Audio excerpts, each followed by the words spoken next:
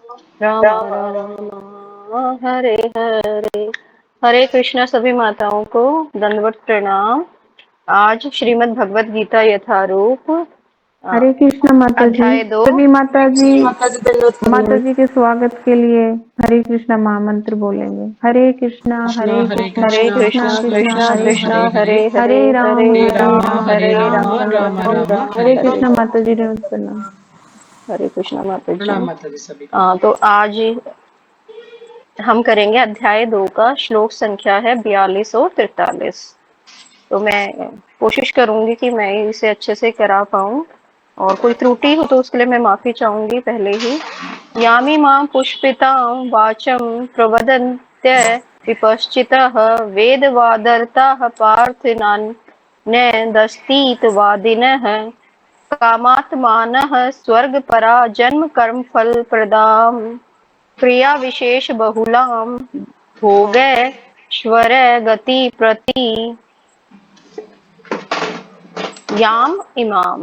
ये सब पुष्पिताम दिखावटी, वाचम शब्द, प्रवदंती कहते हैं, अविपश्चितः अल्पज्ञ व्यक्ति, वेद वाद रता वेदों के अनुयायी, पार्थ हे पार्थ, न कभी नहीं, अन्यत अन्य कुछ, अस्ति है, इति इस प्रकार, वादिन है बोलने वाला, काम आत्मान है इंद्रिय तृप्ति के इच्छुक, स्वर्ग पराह स्वर्ग प्राप्ति के इच्छुक, जन्म कर्म फल प्रदान उत्तम जन्म तथा अन्य से काम कर्म फल प्रदान करने वाला, क्रिया विशेष भड़कीले उत्सव, बहुलाम विविध भोग, इंद्रिय तृप्ति, ऐश्वर्य तथा ऐश्वर्य, गतिम प्रगति प्रति की ओर।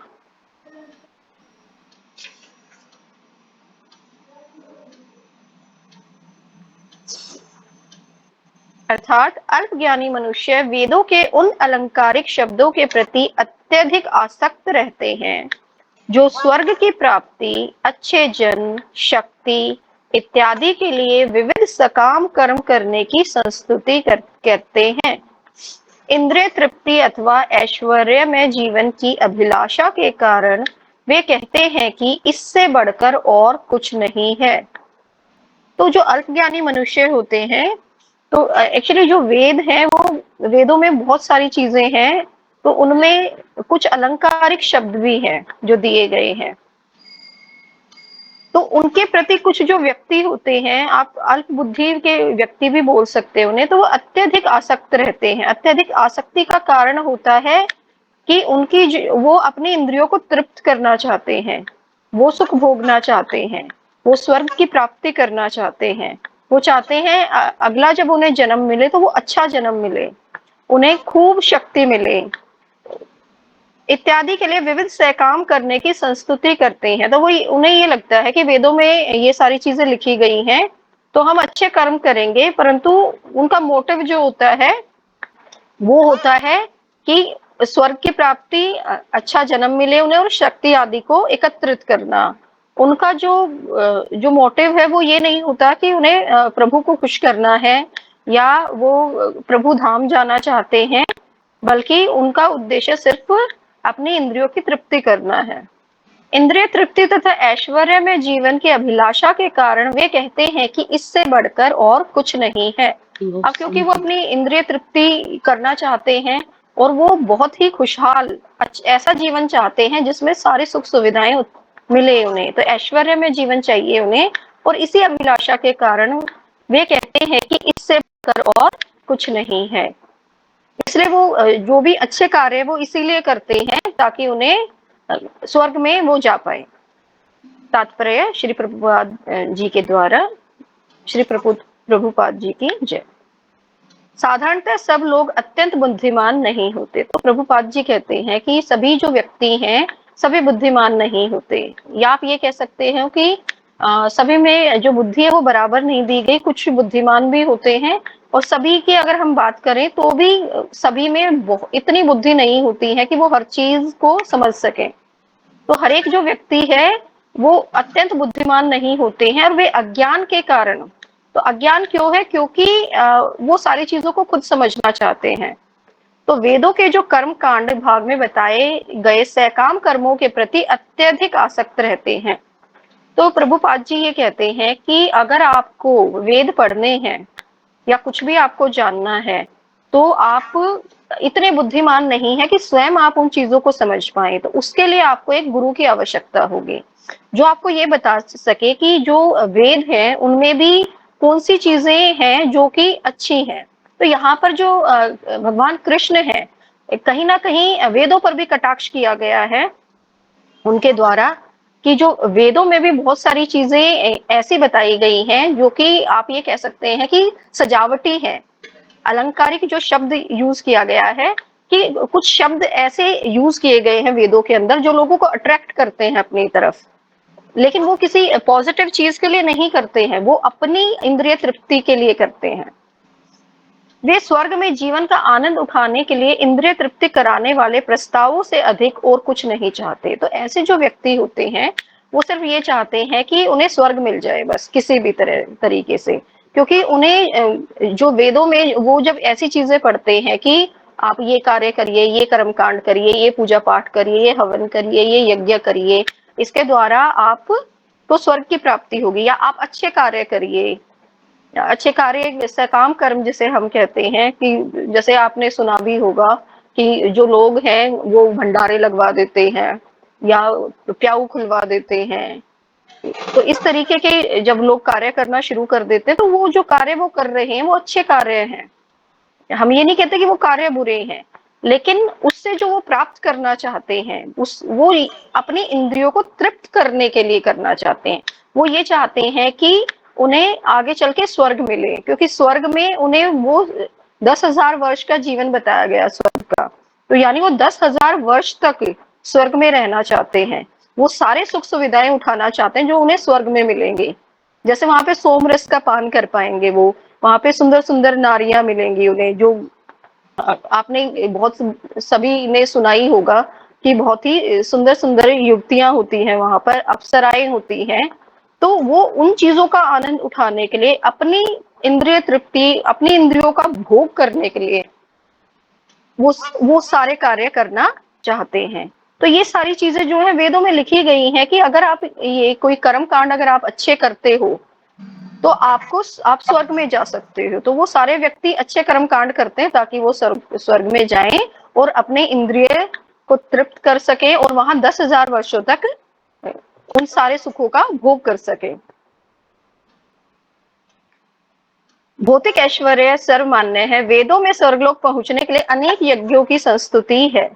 तो जो वेद है उनमें स्वर्गलोक कैसे पहुंचा जा सकता है, तो उसके बारे में अनेक यज्ञ बताए गए हैं जिनको लोग करके वहां पहुंच सकते हैं, जिनमें ज्योतिष्टोम यज्ञ प्रमुख है। तो ये यज्ञ का नाम है, तो अगर ये यज्ञ लोग करते हैं तो उनके लिए स्वर्ग के रास्ते खुल जाते हैं। वास्तव में वेदों में कहा गया है कि जो स्वर्ग जाना चाहता है उसे ये यज्ञ संपन्न करने चाहिए, और अल्पज्ञानी पुरुष सोचते हैं कि वैदिक ज्ञान का सारा अभिप्राय इतना ही है।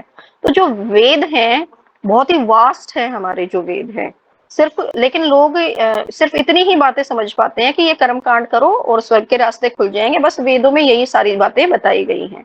जबकि हमारे ये जो वेद हैं उसमें क्या पढ़ना है और क्या नहीं मतलब जो हमारे लिए अच्छा है जिससे कि हम प्रभु के पास जा सकें, वो सारी जो बातें हैं वो हमें गुरु ही बता सकता है। तो अगर हमारे पास अच्छा गुरु नहीं है, या आप ये कह सकते हैं कि हमारे पास अगर गुरु नहीं है और हम सिर्फ अपने ही लेवल पे इन सारी चीजों को डिसाइड कर ले, उन सारी चीजों को पढ़कर हम अगर हम अपने ही अभिप्राय खोजने लगे उन सारी चीजों में, तो इसीलिए जो भी ये व्यक्ति ऐसा करते हैं उन्हें अल्पज्ञानी कहा गया है, कि उन्हें ज्ञान तो है, वो अगर वेद पढ़ सकते हैं, ज्ञान है, लेकिन जो ज्ञान है वो पूर्ण ज्ञान नहीं है उन्हें, जो उन्हें सिर्फ एक गुरु के द्वारा ही प्राप्त हो सकता है। ऐसे लोगों के लिए कृष्ण भावना अमृत के दृढ़ कर्म में स्थित हो पाना अत्यंत कठिन है। तो कृष्ण भावना अमृत की कृष्ण के प्रति प्रेम, तो हम जब भक्ति करते हैं, जैसे हम इस्कॉन से जुड़े हुए हैं, तो हमें कृष्णा से जुड़ने की, भगवान से जुड़ने का मार्ग दिखाया जाता है कि आप कृष्ण भावना अमृत या कृष्ण भावना भावित आप कैसे हो सकते हैं। तो सकाम कर्म, हमें ऐसे कार्य करने हैं जिनसे भगवान या प्रभु खुश हो। तो ऐसे जो कार्य हैं, तो अगर लोगों के पास नॉलेज नहीं है या ऐसे गुरु नहीं है जो उन्हें ये बता पाए, तो ऐसे जो लोग हैं वो कृष्ण भावनामृत के दृढ़ कर्म में कभी भी स्थित नहीं हो सकते हैं। ये उनके लिए बहुत ही कठिन हो जाएगा, क्योंकि उन्हें कोई बताने वाला नहीं है और वो खुद ही सब चीजों का तात्पर्य या उनका अर्थ ढूंढना शुरू कर देते हैं। ऐसे लोगों के, जिस प्रकार मूर्ख लोग विषैले वृक्षों के फूलों के प्रति बिना यह जाने कि इस आकर्षण का फल क्या होगा आसक्त रहते हैं। तो इसमें एग्जाम्पल के द्वारा बताया गया है कि जो मूर्ख लोग होते हैं, मान लिया कोई जंगल में चला जाए, ठीक है ना, तो बहुत ही सुंदर सुंदर वृक्ष दिखते हैं वहां पर, और जो फूल है चाहे फल है बड़े आकर्षित करते हैं, तो बहुत ही विषैले वृक्ष भी होते हैं जो बड़े बड़े घने जो जंगल होते हैं उनके अंदर। तो अगर कोई मूर्ख व्यक्ति है और उन फूलों से अट्रैक्ट होकर के, मान लिया वो फूल तोड़ के ले आता है, उसे सूंघ लेता है, तो हो सकता है वो अपने प्राणों से भी हाथ धो बैठे। तो ऐसे ही इनकी संज्ञा इसीलिए दी गई है, ऐसे ही मूर्ख व्यक्तियों से दी गई है, जो वेदों में ऐसे ही सजावटी जो शब्द है, ऐसे मीठे जो शब्द हैं, जो कि लोगों को अपनी तरफ अट्रैक्ट करते हैं, अपनी तरफ खींचते हैं। जैसे इंग्लिश में बोला जाता है कि शुगर कोटेड वर्ड्स बोलते हैं, कि ऐसे शब्दों का इस्तेमाल करना जो कि आप ये कह सकते हैं कि मिठास पैदा करके उन सारी चीजों को आसक्त रहते हैं। उसी प्रकार अज्ञानी व्यक्ति स्वर्गिक ऐश्वर्य तथा तज्जनित इंद्रिय भोग से के प्रति आकृष्ट रहते हैं। तो इसी प्रकार से जो ऐसे अज्ञानी व्यक्ति होते हैं, तो उनका जो मोटिव होता है वो यही होता है कि स्वर्ग में जाना है, स्वर्गिक ऐश्वर्य चाहिए उन्हें, और अपने इंद्रिय भोग की उन्हें संतुष्टि करनी है, इसलिए वो वहां जाना चाहते हैं। वेदों के कर्म कांड भाग में कहा गया है, अपाम सोममृता अभूम तथा अक्षयम है वह चातुर्मास्या याजिनः सुकृतम भवति। दूसरे शब्दों में, जो लोग चतुर्मास तप करते हैं वे अमर तथा सदा सुखी रहने के लिए सोमरस पीने के अधिकारी हो जाते हैं। हो सकता है आप सभी माताओं को ज्ञान हो इस बारे में। मुझे जब मैंने ये पढ़ा तभी मुझे पता चला कि जो चतुर्मास का तप होता है या व्रत होता है, वो जो भी व्यक्ति करते हैं 4 मासों तक, तो उन्हें सोमरस पीने का अधिकार मिल जाता है, जो सोमरस स्वर्ग में जाकर के मिलता है, तो वो उसके अधिकारी हो जाते हैं सिर्फ 4 मास तक तप करके, व्रत करके। यहाँ तक कि इस पृथ्वी में भी कुछ लोग सोमरस के लिए अत्यंत इच्छुक रहते हैं, जिससे वे बलवान बने और इंद्रिय तृप्ति का सुख पाने में समर्थ हो। हमारी पृथ्वी पर भी ऐसे बहुत सारे लोग हैं जो कि सोमरस का पान करना चाहते हैं। अब सोमरस होता क्या है? सोमरस एक ऐसा रस है जिसके द्वारा जो भी व्यक्ति उसे पिएगा, तो वो मतलब आप ये कह सकते हो कि वो हमेशा जवान रहेगा, उसकी उम्र नहीं बढ़ेगी। तो ऐसे जो व्यक्ति जो स्वर्ग में जाना चाहते, तो आप ये सोचिए कि वहां पे अप्सराएं होंगी और वहां पर उनके पास सोमरस भी होगा पीने के लिए। तो वो चीजों को भोगना ही तो चाहते हैं, वो क्यों जवान बने रहना चाहते हैं? भोग करने के लिए वो जवान बने रहना चाहते हैं।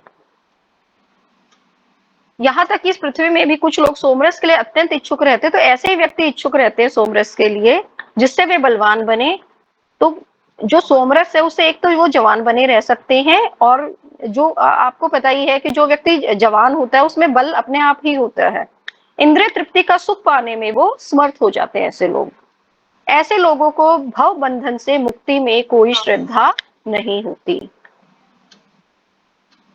तो ऐसे जो लोग होते हैं जो आसक्त होते हैं अपनी इंद्रियों को तृप्त करने के लिए, वो चाहते हैं कि हमें बस हमारी इंद्रिय तृप्त हो जाएं, जो भी हम चाहते हैं, हमें सुख सुविधाएं मिले जो स्वर्ग में उन्हें मिल सकती हैं। तो स्वर्ग में उन्हें सोमरस मिलेगा, अप्सराएं मिलेंगी, वहां पर उन्हें सारी सुख सुविधाएं मिलेंगी। तो वहां पे जो सुख सुविधाएं भी हैं, वो जैसे आप एक एग्जांपल के द्वारा अगर मैं बताऊं, जैसे फोन है, सबके पास अवेलेबल है, इतनी अवेलेबिलिटी है सबके पास, तो सेम ऐसे ही वहां पर सुख सुविधाओं की अवेलेबिलिटी, जितने भी लोग वहां पे हैं तो वो नॉर्मलाइज कर दिया गया है वहां पे कि सबको मिलेगी। और जितने 10,000 वर्षों तक जब व्यक्ति वहां रहेगा तो 10,000 वर्षों तक उन सुखों को भोग पाएगा। ऐसे लोगों को भव बंधन से मुक्ति में कोई श्रद्धा नहीं होती, तो ऐसे जो लोग होते हैं वो चाहते ही नहीं है कि उन्हें इस भव बंधन यानी जो जन्म और मृत्यु का जो बंधन है इससे उन्हें छुटकारा मिले। वो तो चाहते हैं कि उन्हें इससे छुटकारा ना मिले, क्योंकि अगर वो वापस भी इस जमीन पर भी आएंगे, क्योंकि वहां पे 10,000 वर्ष पूरे करने के बाद दोबारा से उन्हें जन्म लेना पड़ेगा, यहाँ पे भी वो इंद्रिय तृप्ति करना चाहेंगे और फिर दोबारा से वो वहीं पे जाना चाहेंगे। वे वैदिक यज्ञों की तड़क भड़क में विशेष आसक्त रहते हैं। तो जो वैदिक यज्ञ हैं जो ये बताते हैं कि वो स्वर्ग तक कैसे पहुंचेंगे, ऐसी जो वैदिक यज्ञ हैं उनकी तड़क भड़क में उनकी आसक्ति रहती है, वो हमेशा उन्हीं में संलग्न रहते हैं या वही वो लोग करते रहते हैं। वे सामान्यतः विषयी होते हैं और जीवन में स्वर्गिक आनंद के अतिरिक्त और कुछ नहीं चाहते। तो विषयी यहाँ पे उसी के लिए बोला गया है कि अपने इंद्रिय सुख के लिए, उसी के लिए वो कार्य करते हैं, और जीवन में वो सिर्फ उनका मुख्य उद्देश्य यही है कि स्वर्ग जैसा आनंद यहाँ पे भी मिले उन्हें और ऊपर जाके भी मिले, और इसके अलावा उन्हें और कुछ नहीं चाहिए। वो ना तो प्रभु को खुश करना चाहते हैं और ना ही प्रभु के पास जाना चाहते हैं। कहा जाता है कि स्वर्ग में नंदन कानन नामक अनेक उद्यान हैं। तो जो स्वर्ग है वहां पर बहुत सारे उद्यान हैं। तो उन उद्यानों का भी अगर हम वर्णन करें तो ऐसे उद्यान हैं जहां पे अप्सराएं मिलेंगी और वहां पर उनके हाथों में सोमरस होगा, जो कि जो भी व्यक्ति वहां जाएगा वो उसको उस मतलब वो ऐसे गार्डन वहां पे बने हुए हैं, कानन का मतलब यहाँ पे गार्डन है, तो ऐसे गार्डन बने हुए हैं या ऐसे पार्क बने हुए हैं जहां पर कि सोमरस का पान कराया जाता है और सुंदर सुंदर और बहुत ही यंग स्त्रियां या आप कह सकते हैं अप्सराएं वहां लोगों को मिलती हैं। ऐसा शारीरिक सुख निस्संदेह विषयी है। अतः ये लोग वे हैं जो भौतिक जगत के स्वामी बनकर ऐसे भौतिक अस्थायी सुख के प्रति आसक्त हैं। अब जो भी ये सुख है सबको पता है कि ये स्थायी नहीं है, ये क्षण भंगुर होते हैं। तो जब उनका समय पूरा हो जाएगा तो उसके बाद वो इन सुखों को नहीं भोग पाएंगे, उन्हें दोबारा से जन्म लेना पड़ेगा, दोबारा से फिर उतनी ही मेहनत करनी पड़ेगी अगर वो वहां जाना चाहेंगे दोबारा से। फिर भी जो व्यक्ति हैं, ऐसे जो व्यक्ति हैं वो इन सारी चीजों के प्रति आसक्त रहते हैं। तो इसमें कृष्णा जी अर्जुन को यही समझाना चाहते हैं कि हर एक जो व्यक्ति होता है, जो वेदों से जो ज्ञान मिलता है, तो वेद तो बहुत हमारे बहुत वास्ट है, तो उन वेदों में क्या पढ़ना है क्या नहीं पढ़ना है, तो उसके लिए उन्हें गुरु की आवश्यकता होगी। हरे कृष्णा माता जी, दंडवत प्रणाम। हरे कृष्णा माता जी, बहुत बहुत धन्यवाद आपका। आपने बहुत ही अच्छे तरीके से इसको समझाने का प्रयास किया, मतलब कोई कसर छोड़ी नहीं कि मुझे कुछ समझाना पड़े, तो बहुत ही अच्छे से समझाया। तो सभी जो है माता जी का धन्यवाद करेंगे हरे कृष्ण महामंत्र बोल के। हरे कृष्ण हरे कृष्णा हरे कृष्ण कृष्णा कृष्ण कृष्णा कृष्ण कृष्णा हरे कृष्णा हरे हरे हरे राम राम हरे राम राम राम राम राम राम हरे राम हरे। हरे हरे हरे। हरे। हरे कृष्ण बहुत माता बहुत हरे जी, कृष्ण धन्यवाद बहुत माता माता अच्छे जी से जी, का। आपने दंडवत प्रणाम। एक्सप्लेन किया, हरे कृष्ण। धन्यवाद। हरे कृष्ण माता जी, दंडवत प्रणाम। तो इसमें कुछ हरे बचा ही कृष्ण नहीं है जो कि समझाना पड़े, कृष्ण कृष्ण यदि फिर हरे भी हरे, हरे अच्छा, जैसे राम आपने हरे राम। चतुर्मास के बारे में बोला माता जी, अभी चतुर्मास चला हुआ है हमारा ना। चतुर्मास में हाँ जी। हम भी हाँ कर जी, लेते हैं माता जी, अब की बार फिर चतुर्मास सोमरस में जैसे कि पहले पीते महीने में तो पत्ता वाली सब्जी नहीं खाते, हरे पत्ते, जैसे पालक। प्रभा जी ने पालक को मना किया, जैसे अभी चल रहा है पहला महीना, तो हम पालक नहीं खाते इस महीने में। जब दूसरा महीना स्टार्ट होगा, रक्षाबंधन से दूसरा महीना स्टार्ट होगा, तो उसमें फिर हमारा दही का परहेज हो जाएगा, एक महीने के लिए हम दही नहीं खाएंगे। तीसरे महीने में हम जो है दूध नहीं पिएंगे, और जब चौथा महीना आएगा कार्तिक का, उसमें हम उड़द की दाल नहीं खाते। तो ये 4 चीजें प्रभा जी ने मना की है हम लोगों को। तो 4 महीने का ये व्रत हम लोग करते हैं। मेन तो प्रभा जी ने तो यही बताया है, लेकिन कुछ लोग अपनी सामर्थ्य के अनुसार, कोई एक समय भोजन करता है चतुर्मास में, व्रत लेता कि मैं एक समय भोजन करूंगा। कोई सोचता है मैं 4 महीने बस फल फल ही लूंगा, है ना। कोई सोचता है कि मैं ये ज्यादा माला करूंगा या मैं ज्यादा बुक्स पढ़ूंगा। तो सब अपने सामर्थ्य के अनुसार कुछ ना कुछ नियम अवश्य बनाते हैं, कि चतुर्मास है तो हम इसमें कुछ अलग करेंगे। तो जैसे जो कर सकता है वो करता है। जैसे आदिला माता जी फल हम ले रही हैं, एक टाइम शायद फल ही लेती है हम वो, अन्न नहीं खाती हमारे है। प्रभु होते हैं हाँ, एक बेड पे। सती स्वरूपा माता जी हैं, वो एक समय भोजन करती हैं, बस रोटी एक ही समय खाती, पूरे शाम को कुछ नहीं खाती हैं। तो ऐसे सबका अपना अलग अलग नियम है, कोई माला ज्यादा कर लेता है, कोई स्टडी ज्यादा कर लेता है। तो आप सब भी कर सकते हैं अगर आप कोई करना चाहे तो, जैसे आपकी इच्छा हो। अच्छा, दूसरा इसमें एक शब्द है वेदवादरता। तो वेदवादरता इसमें थोड़ा सा, जैसे माता जी ने बताया वो सही, सब सही है, वही पॉइंट्स इसमें भी, लेकिन इसमें थोड़ा क्लियर नहीं बताया भगवत गीता में वेदवादरता क्या है। तो वेदवादरता ये ईशोपनिषद में अभी मैं पढ़ रही थी, कई दिन पहले हमारा चैप्टर हुआ था, तो उसमें माता जी ने हमें बताया था कि वेदवादरता ये क्या होते हैं। ये वेदों को पढ़ने वाले ही होते हैं, वेदों के अनुयायी होते हैं। तो इसमें कुछ पॉइंट्स हैं, जैसे कि जो लोग वेदवादरत हैं वे अपने आप को वैदिक साहित्य में प्रकांड विद्वान दर्शाते हैं। वो सोचते हैं कि हम बहुत बड़े पंडित हैं वेदों के, लेकिन दुर्भाग्यवश वे वेदों के लक्ष्य से पूर्णतः विफत रहते हैं। लेकिन जो वेदों का लक्ष्य है उससे बिल्कुल अलग रहते हैं। उनका क्या कार्य होता है, बस वे यही सोचते हैं कि हमें क्या करना है, यानी जो वेदों में दिया गया है कर्मकांड का जो पोर्शन दिया गया है उसको ही पढ़ते हैं। वो उसी में ज्यादा लोगों को उसी से जो है शिक्षा देते हैं कि उनका मतलब उनका कार्य क्या होता है कि बस हमें क्या करना है, इसी जो कर्मकांड है, कर्मकांड करने हैं, हमें यज्ञ करने हैं और हमें स्वर्ग की प्राप्ति करनी है। स्वर्ग जाएंगे तो वहां पे अप्सरा मिलेंगी, सोमरस का पान करेंगे और खूब ऐश करेंगे, खूब जितना जितना भोग हो सकेगा उतना हम भोग करेंगे बस। और उनकी कोई इच्छा नहीं होती कि हमें कुछ भगवान के की भक्ति करनी है या भगवान के धाम जाना। इस चीज को नहीं पढ़ते वेदों में, सिर्फ जो कर्मकांड है उसी को पढ़ते हैं और उसी के इर्द गिर्द ही वो घूमते रहते हैं। जैसे वो क्या करते हैं कि अपने में से ही वो गलत व्याख्या करते हैं, भगवान के बारे में हमेशा गलत व्याख्या करते हैं, सही व्याख्या नहीं करते हैं। वो वेदों की जो भी व्याख्या करेंगे वो गलत तरीके से बताएंगे, जो सही ज्ञान भगवान ने दिया उसको नहीं बताते वो।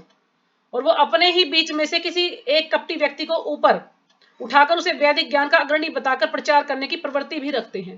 यानी अपने ग्रुप में से किसी एक को उठाएंगे और उसी को कहेंगे प्रचार करने के लिए, यानी अपने आप को ही ज्यादा महत्व देते हैं। वो अपने ग्रुप में से ही किसी को उठाएंगे और क्योंकि वे आचार्य की आज्ञा का उल्लंघन करने के कारण वेदों के वास्तविक प्रयोजन को नहीं जानते।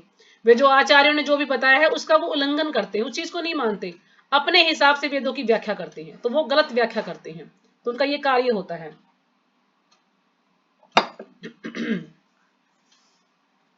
जो वेदवादरत हैं वो ऐसे शब्दों को ढूंढते हैं, उसमें से वेदों में से ऐसे अर्थों को ढूंढते हैं जिनका प्रयोजन क्या हो, उनके अनुकूल हो, जिनका लक्ष्य उनके अनुकूल हो, वेदवादरता के अनुकूल क्या हो कि वो क्या करें, ज्यादा से ज्यादा भोग कर सके। बस ऐसे ही चीजों को ढूंढते हैं वेदों में वो, और जो भगवान की तरफ ले जाए इस चीज को वो नहीं देखते हैं। यानी जो वेदों के जो दिव्य संदेश को समझने के लिए प्रमाणिक गुरु के पास जाना होता है, लेकिन वो उसको महत्व नहीं देते, तो अपने आप ही गुरु बन जाते हैं कि हम ही जो है ज्ञान दे रहे हैं और जो हमने वेदों में पढ़ा वही सब जो है सही ज्ञान है और बाकी सब गलत है। मतलब अपने मन माने ढंग से वो व्याख्या करते हैं। तो यही उनका कार्य होता है वेदवादरत का। तो ठीक है माता जी, अब आप मुस्कुरान माता जी आप आगे पढ़ सकते हैं। हरे कृष्णा माता जी, धन्यवाद, प्रणाम सभी को।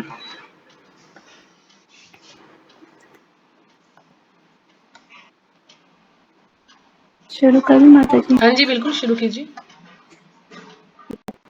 तो अध्याय 2 श्लोक संख्या 44। भोगैश्वर्य प्रसक्तानां तयापहत चेतसां व्यवसायात्मिका बुद्धिः समाधौ न विद्यते। एक मिनट माता जी, कोई श्लोका पढ़ना चाहेगा? पहले मैं कहना भूल गई आपको, अगर किसी को श्लोका दोहराना है तो दोहरा सकते हैं। हरे कृष्णा माता जी। हाँ जी। श्रीमद् भगवत गीता यथारूप अध्याय 2 श्लोक संख्या 44। भोगेश्वर्या परसक्तानां तया अपहत चेतसां व्यवसाये आत्मिका बुद्धि समाधो न विद्यते। हरे कृष्णा माता जी। हाँ जी, और कोई? हरे कृष्णा माता जी, धन्यवाद, प्रणाम। अध्याय संख्या 2 श्लोक संख्या 44। भोग ऐश्वर्य पर संतानां तया अपहत चेतसां व्यवसायिका आत्मिका। व्यवसायिका आत्मिका बुद्धि समाधो न विद्यते। हरे कृष्णा माता जी, हाँ धन्यवाद जी, प्रणाम। प्रणाम माता जी, पढ़िए। भगवद गीता 18 अध्याय 2 श्लोक संख्या 34। भोग ऐश्वर्य प्रसक्तानां तयापहच्चेत्सां व्यवसायात्मिका बुद्धि समाधो न विधीयते। हरे कृष्णा माता जी, धन्यवाद प्रणाम। हरे कृष्ण। और कोई? हरे कृष्ण। हाँ जी, बोलिए सुमन माता जी। हरे कृष्णा माता जी। जी हरे कृष्ण। भोगेश्वर्य प्रसक्तानां तया पहरत चेतसां व्यवसायक्तिमा बुद्धिः समाधो न विधीयते। हाँ जी, और कोई? हरे कृष्ण हाँ माता जी, जी। हरे कृष्ण, पढ़िए। भोगैश्वर्य प्रसक्तानां तया प्रत्येत्सां व्यवसायात्मिका बुद्धि समाधो न विधीयते। हरे कृष्ण। हरे कृष्ण। और कोई? और कोई श्लोक का दोहराना चाहेगा? ठीक है माता जी, शुरू कर सकते हैं आप। क्या गगन माता जी आप दोहराएंगी? ठीक है, पढ़िए। हरे कृष्णा माता जी।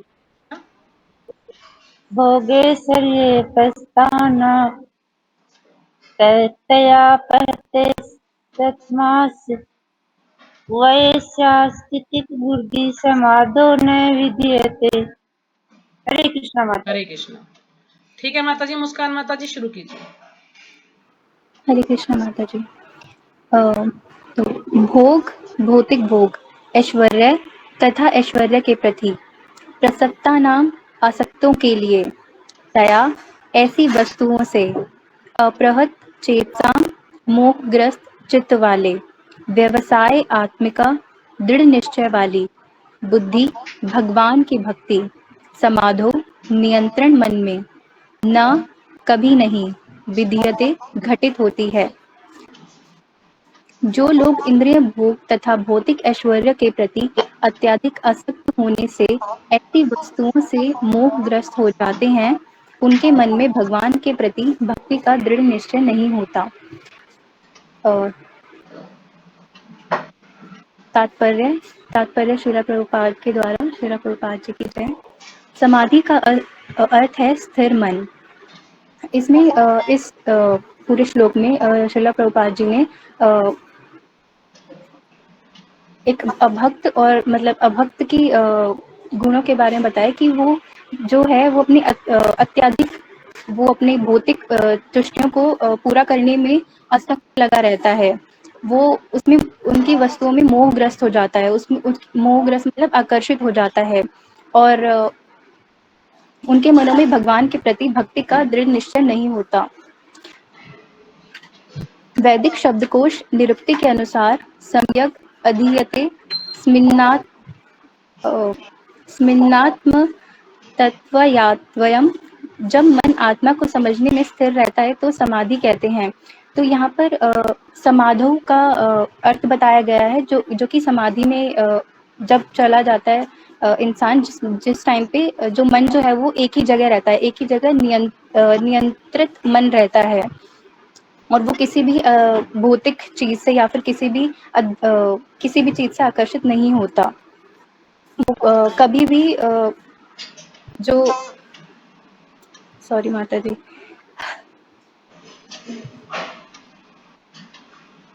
कोई नहीं, आगे पढ़िए, जितना समझा पा रहे तो ना समझिए, कोई बात नहीं। जो लोग इंद्रियों भोग में रुचि रखते हैं अथवा जो ऐसी क्षणिक वस्तुओं से मोहग्रस्त हैं, उनके लिए समाधि कभी भी संभव नहीं है। जो भी लोग अपनी भौतिक चीजों के में मिले हुए रहते हैं, उनको अपनी भौतिक इंद्रियों को तुष्टियां प्राप्त करने के ज्यादा आकर्षित रहते हैं, वो कभी जो है वो समाधि उनके लिए कभी भी संभव नहीं है। और कभी भी सुख भोग या फिर इंद्रिया तृप्ति और भगवान की भक्ति दोनों एक साथ कभी भी साथ उनका मेल नहीं हो सकता। इंद्रिया मतलब सेंसेस, मतलब जैसे कि हमारी जैसे हम सुनते हैं तो फिर हम अच्छा सुन रहे हैं बुरा सुन रहे हैं, और देखना जैसे कि हम अच्छा देख रहे हैं बुरा देख रहे हैं, बोलना कि हम किस तरीके से हम क्या बोल रहे हैं, भगवान की भक्ति के लिए कोई बोल रहे हैं या फिर कोई भी जैसे गाली गलौज, तो फिर ये सब ये हमारी इंद्रियां होती है। इन सभी इंद्रियों से जब इंसान दूर हो जाता है तो फिर तब वो समाधि में चला जाता है। माया के चक्कर में पड़कर वे न्यूनाधिक पतन को प्राप्त हो जाता है। तो जब इन सभी इंद्रियों से दूर होकर न्यूनाधिक मतलब कम या फिर ज्यादा, माया के चक्कर में पड़कर वे न्यूनाधिक पतन को प्राप्त होता है।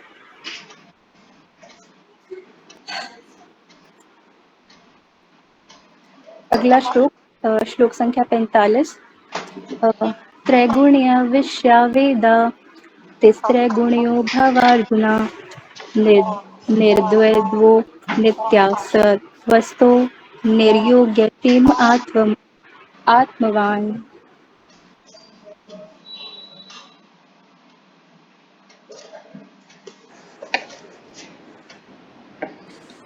हरे कृष्णा माता जी, मैं पढ़ूं? हाँ जी, पढ़िए। श्रीमद् भगवत गीता यथारूप अध्याय 2 श्लोक संख्या 45।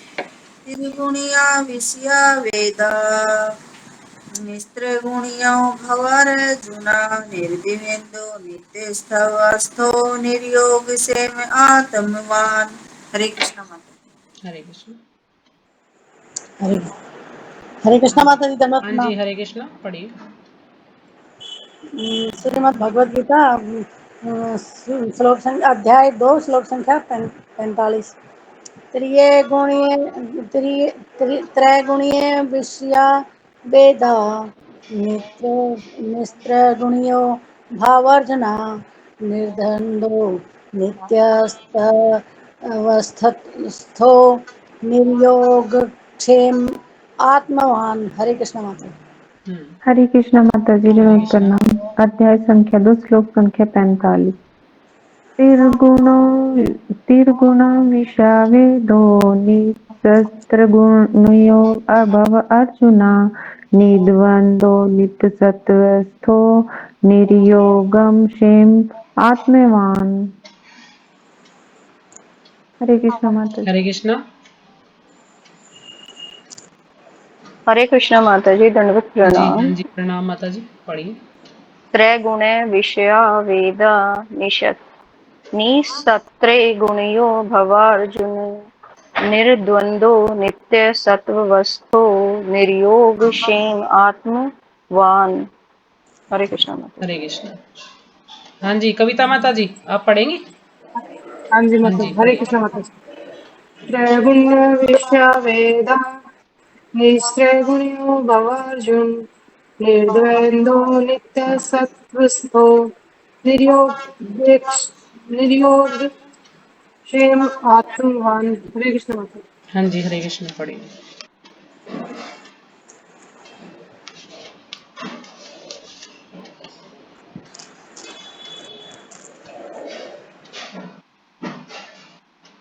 और कोई? सबका हो गया? ठीक है, मुस्कान माता जी शुरू कीजिए। हरे कृष्ण माता जी। त्रैगुण्य प्रकृति के 3 गुणों से संबंधित, विषय विषय में, वेदा वैदिक साहित्य, निस्त्रय गुण प्रकृति के 3 गुणों से परे, भव होयो। अर्जुन, हे अर्जुन, निर्द्वंद्व द्वैत्व भाव से मुक्त, नित्य सत्व स्थ, नित्य शुद्ध स्त्व से में स्थित, निर्योग क्षेम लाभ तथा रक्षा के भावों से मुक्त, आत्मावान आत्मा में स्थित। वेदों में मुख्यतया प्रकृति के 3 गुणों का वर्णन हुआ है। हे अर्जुन, इन तीनों गुणों से ऊपर उठो, समस्त द्वैतों और लाभ तथा सुरक्षा की सारी चिंताओं से मुक्त होकर आत्मपरायण बनो। तो इस श्लोक में भगवान जी जो श्री कृष्ण भगवान जी जो हैं वो अर्जुन से कह रहे हैं कि अर्जुन इन वेदों से परे जाने का उपदेश दिया है इस वाले श्लोक में। तो आत्मपरायण का मतलब होता है आत्मा में लीन या फिर आत्मा में केंद्रित। तो तात्पर्य श्रीला प्रभुपाद जी के द्वारा, श्रीला प्रभुपाद जी की जय। सारे भौतिक कार्यों में प्रकृति के 3 गुणों की क्रियाएं तथा प्रतिक्रियाएं निहित होती हैं। हमें पता है कि 3 गुण जो होते हैं, प्रकृति के 3 गुण, तमोगुण, रजोगुण और सत्वगुण। तमोगुण क्या होता है? जो भयानक गुण होता है, जिसमें सारी बुरी क्रियाएं जो है एक इंसान के द्वारा की जाती हैं, उस गुण में। रजोगुण जो कि अच्छे और बुरे के बीच का होता है, ना वो ज्यादा अच्छा होता है ना ही ज्यादा बुरा होता है। सत्वगुण जो कि एकदम शुद्धि या फिर कल्याणकारी होता है। तो हम जितनी भी भौतिक क्रियाएं होती हैं हमारी, जितने भी भौतिक कार्य होते हैं डेली के, चाहे फिर वो हमारा खाना बनाना या फिर कोई भी जैसे घर बना रहा है उसको बनते हुए बनना, या फिर हम जो ऐसे बुक पढ़ रहे हैं, जो हम ज्ञान ले रहे हैं, उनमें सभी के अंदर 3 गुण जो होते हैं वो होते ही होते हैं। जैसे कि अगर हम खाना बना रहे हैं तो फिर अगर हम भगवान के लिए बना रहे हैं तो फिर उसके अंदर सत्व गुण की प्रधानता होती है। और फिर दूसरा इंसान जो शुद्ध शाकाहारी है, अच्छा खाना खा रहा है, लेकिन वो भगवान को भोग नहीं लगा रहा, तो फिर वो कहीं न कहीं रजोगुण की प्रधानता होती है उसके अंदर, और थोड़ा-सा सत्वगुण भी होता है। और जो कि मीट खाते हैं, नॉन-वेज खाते हैं, उनमें तमोगुण की ज़्यादा प्रधानता रहती है। लेकिन अगर वही इंसान मीट भी खा रहा है और भगवान की भक्ति भी कर रहा है, तो उसमें कहीं न कहीं ज़्यादा मात्रा में तमोगुण की प्रधानता होती है, और कहीं न कहीं रजोगुण की भी भावनाएँ होती हैं। या फिर कोई पुजारी जो पूजा कर रहा है, उसके अंदर सत्व गुण की ज़्यादा प्रधानता और कहीं न कहीं रजोगुण की प्रधानता भी होती है। और एक और हम इसका उदाहरण ले सकते हैं, जैसे कि अभी हम सब ये भगवद गीता का ज्ञान लेते हैं, या फिर हम जितनी भी हमने बुक अभी पढ़ी है, उन सभी का ज्ञान ले रहे हैं। तो उसमें कहीं न कहीं सत्वगुण, रजोगुण की मिले हुए होते हैं। कि हम बुक तो पढ़ रहे हैं लेकिन हमारा ध्यान कहीं और है। हम कुछ कार्य करते-करते कोई काम हम कोई भी कार्य कर रहे हैं और साथ-साथ में सुन भी रहे हैं, तो फिर सभी, कहने का मतलब कि सभी क्रियाओं में, सभी भौतिक क्रियाओं में जो है तीनों ही गुण जो होते हैं वो निहित होते हैं कहीं न कहीं। आगे, इनका उद्देश्य कर्म फल होता है, जो भौतिक जगत में बंधन का कारण है। तो इन तीनों गुणों का जो उद्देश्य है वो कर्म फल होता है, जो कि भौतिक जगत के बंधन का कारण है। वेदों में मुख्यतः सकाम कर्मों का वर्णन है। जितने भी मतलब जो भी हमारे वेद हैं उसमें मुख्यतः जो है वो सकाम कर्मों का वर्णन है, जिसमें सामान्य जन क्रमशः इंद्रिय तृप्ति के क्षेत्र से उठकर आध्यात्मिक धरातल तक पहुंच सके। क्रमशः का मतलब होता है एक-एक कर, जैसे कि हम सीढ़ियाँ मान सकते हैं, सीढ़ियाँ एक-एक कर हम ऊपर चढ़ते हैं, तो फिर ऐसे ही वेदों में जो है वो सकाम कर्मों का वर्णन है, जिसमें एक-एक कर वो हमारी इंद्रिय तृप्ति, हमारे इंद्रियों को तृप्त करने के क्षेत्र से उठकर आध्यात्मिक मतलब भगवान की धरातल तक पहुँचने तक की एक-एक करके सीढ़ियाँ बताई गई हैं। धीरे-धीरे कर हम उनसे उठकर आध्यात्मिक धरातल तक पहुँचने के बारे में बताया गया है। कृष्ण अपने शिष्य तथा मित्र के रूप में अर्जुन को सलाह देते हैं कि वह वेदांत दर्शन के आध्यात्मिक पद तक उठे, जिसका प्रारंभ ब्रह्म जिज्ञासा अथवा परम आध्यात्मिकता पर प्रश्नों से होता है।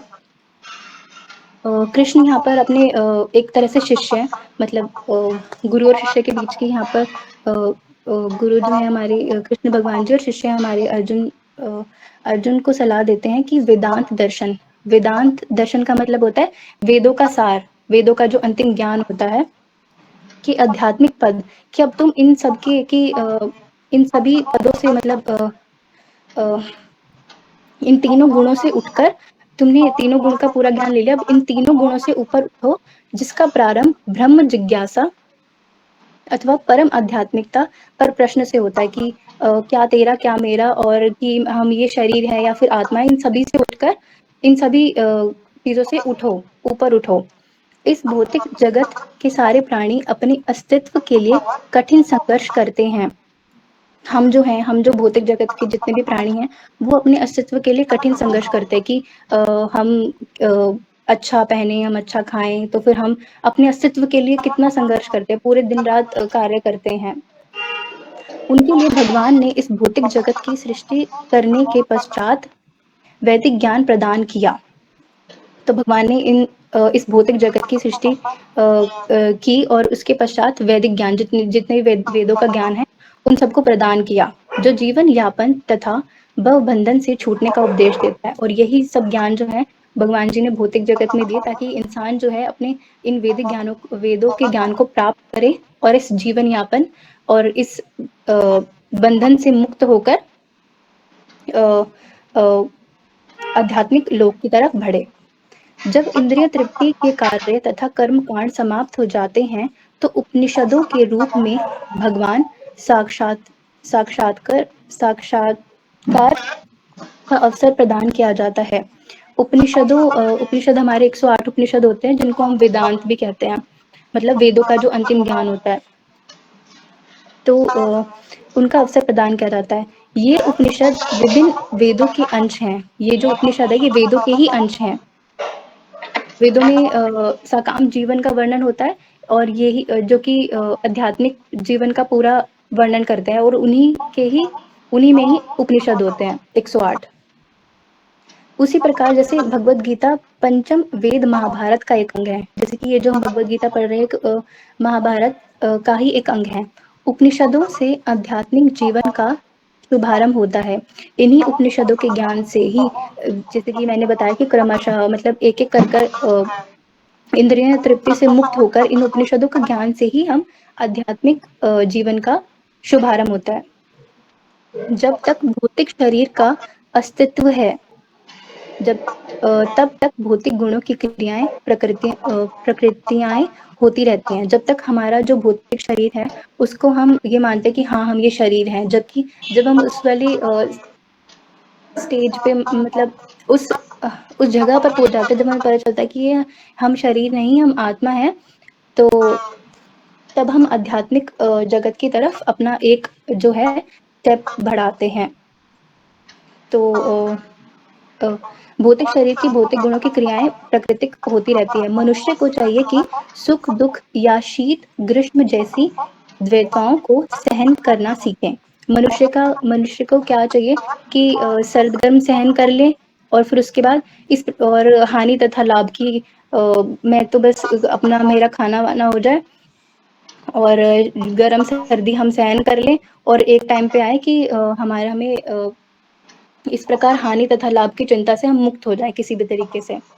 जब मनुष्य कृष्ण की इच्छा पर पूर्णतः आश्रित रहता है तो यह दिव्य अवस्था प्राप्त होती है। पर जब मनुष्य कृष्ण की इच्छा पर पूर्णतः आश्रित होता है, पूरी तरह कृष्ण भावनामृत में लीन हो जाता है, तभी वह दिव्य अवस्था प्राप्त होती है। दिव्य अवस्था मतलब कि ऐसी स्थिति जहाँ पर व्यक्ति जो है वो सामान्य मानवता की सीमाओं से परे हो जाता है और दैवीय गुणों को प्रदर्शित करता है, उनको प्रदर्शित करता है। तो उस टाइम पे जब मनुष्य कृष्ण की इच्छा पर पूर्णतः आश्रित हो जाता है तो वह दैवता प्राप्त होती है। तो इस प्रकार भगवान ने इस श्लोक में अर्जुन को वेदों से परे जाने का उपदेश दिया है। हरे कृष्णा माता जी। हरे कृष्ण। तो माता जी का बहुत बहुत धन्यवाद। सब एक बार अनम्यूट करके हरे कृष्ण महामंत्र बोल के माता जी का धन्यवाद करेंगे। हरे कृष्णा हरे कृष्णा हरे कृष्णा हरे कृष्णा कृष्णा कृष्णा हरे हरे हरे राम हरे राम राम हरे हरे। हरे कृष्णा माता जी का प्रणाम, बहुत बहुत धन्यवाद आपका इतना अच्छे से। धन्यवाद माता जी। सब कुछ समझ आ ही गया होगा इसमें, या किसी को कुछ समझ नहीं आया है तो पूछ सकते हैं।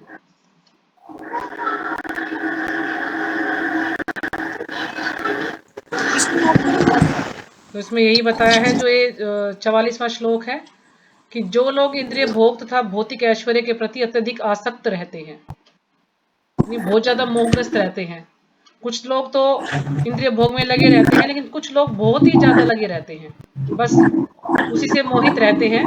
तो उनके मनों में भगवान के प्रति भक्ति का दृढ़ निश्चय नहीं होता है।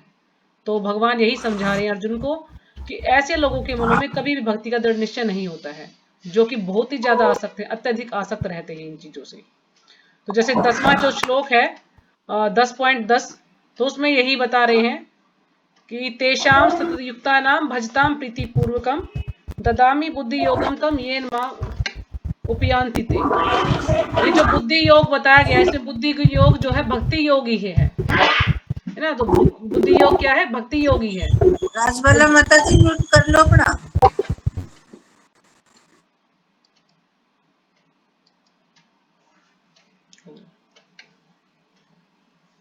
तो जो बुद्धि योग है भक्ति योगी है।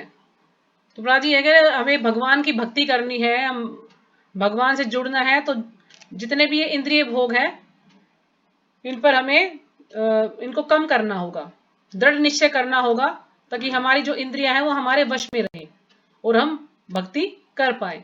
लेकिन ऐसा नहीं कर पाते, हम ज्यादा से ज्यादा आसक्त रहते हैं, तो कभी भी उनके मन में भक्ति के प्रति दृढ़ निश्चय नहीं होता। भाई इतना इसमें प्रभुपाद जी ने समझा रखा है। और फिर जैसे समाधि का अर्थ क्या है, स्थिर मन, यानी जब मन आत्मा को समझने में स्थिर रहता है तो उसे समाधि कहते हैं। जब हमारा मन बिल्कुल एकाग्र होता है, यानी हम आत्मा के बारे में पूरा ज्ञान होता है कि हम ये आत्मा है, शरीर नहीं है, तो फिर क्या होगा कि हम जो है समाधि वाली जो स्थिति है उसमें आ सकते हैं। यदि पूरी तरह से हम भगवान की भक्ति में लगे, अपना ध्यान पूरा केंद्रित कर लें कि हम जो है आत्मा है और आत्मा का कार्य क्या है, आत्मा का धर्म भगवान की सेवा करना, बस हमें भगवान की सेवा करनी है, तो और इसमें ज्यादा कुछ नहीं है। और दूसरा श्लोक तो हो ही गया है क्लियर। दूसरे श्लोक में 3 गुणों के बारे में भगवान ने वर्णन किया है इसमें, कि वेदों में मुख्यतः प्रकृति 3 गुणों का वर्णन हुआ है। हे अर्जुन, इन तीनों गुणों से ऊपर उठो। तो भगवान कह रहे कि इन तीनों गुणों से ऊपर उठो, यानी विशुद्ध सत्व गुण में आओ। विशुद्ध सत्व गुण यानी तीनों गुणों से ऊपर होता है, बिल्कुल शुद्ध सत्व गुण में। तो समस्त द्वैतों और लाभ तथा सुरक्षा की सारी चिंताओं से मुक्त होकर आत्म परायण बनो। यानी जितने भी ये द्वैत हैं, मैं और मेरा, ये मेरे पितामह है, मेरे गुरु हैं, या मैं युद्ध नहीं करूंगा, जितने भी ये द्वैत हैं, और जो लाभ है कि लाभ देखते हैं भाई इससे ये करने से मुझे ये लाभ होगा, ये करने से ये हानि होगी, तो ऐसे जो द्वैत है, और सुरक्षा की सारी चिंताओं से मुक्त हो जाओ। सुरक्षा की सारी चिंताएं जो है उनसे बिल्कुल मुक्त होकर आत्म परायण बनो, यानी आत्मा के बारे में जानो, आत्मा में स्थित हो जाओ।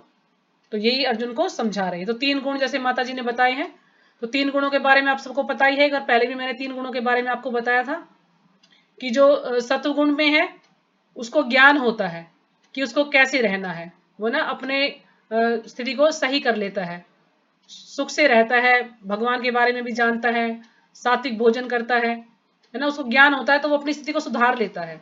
जो रजोगुणी है वो क्या करता है, वो ज्यादातर मसालेदार भोजन करना चाहता है, सम्मान की भावना होती है उसके अंदर कि मुझे सब मेरा सम्मान करे। कोई भी कार्य करता है, जैसे कोई मंदिर, कोई उसने कोई कमरा बनवा दिया या किसी को कुछ भी दान किया, तो उसमें उसका नाम होना चाहिए कि हाँ ये उस व्यक्ति ने बनवाया है, तो ऐसा उसकी स्थिति होती है। और जो तमोगुणी लोग हैं वो सारे गलत कार्यों में लगे रहते हैं, जैसे मांस खाना है और पशु को काटते हैं, तो बहुत ही ज्यादा तमोगुण में रहते हैं ऐसे लोग। तो ये थोड़ा सा बताया मैंने। बाकी इसके लिए अगर पूरा समझाने लगे तो कई घंटे इसमें हम लगा सकते हैं, काफी बहुत चीजें हैं समझने के लिए, तो इतना ही पर्याप्त है श्लोक के अनुसार। हरे तो कृष्ण ठीक माता है, जी, हाँ जी बोलिए। कल मेरे को कौन सा श्लोक बताया था? श्लोक माता जी आपको करना है 48वां श्लोक। 48। हाँ जी, 48वां श्लोक की तैयारी कर लीजिएगा, परसों करना आपको, ठीक है। कल तो मैं करूंगी, ये 2 बड़े बड़े श्लोक हैं, परसों जो छोटा श्लोक है आप कर लेना फिर वो। और 49वां मैंने उनको दिया, गीता माता जी आएंगी तो ठीक है, नहीं तो फिर देखते हैं किसी और को बोल देंगे। तो सभी चले गए हैं, बस आप ही बचे हो। तो ठीक है, यहीं पे विराम करते हैं। मैं भी सब्जी लेने वांछाकल्पतरुभ्यश्च जाऊंगी कृपा माता जी। सिंधुभ्यैव च पतितानां पावनेभ्यो वैष्णवेभ्यो नमः। सभी को बहुत जल्दी थी आज, 10 भी नहीं बजे अभी तो।